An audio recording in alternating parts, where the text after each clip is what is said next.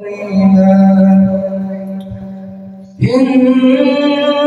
عرضنا الأمانة على السماوات والأرض والجبال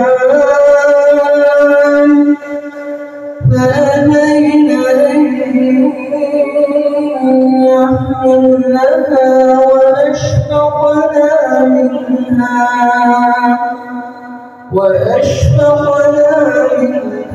وحملها الإنسان إنه كان ظلوما جهولا ليعذب الله المنافقين والمنافقات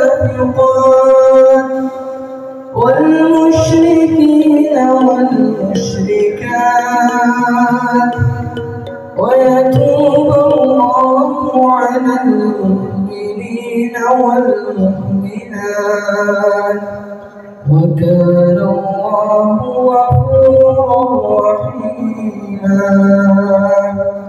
آمنت بالله صدق الله العظيم.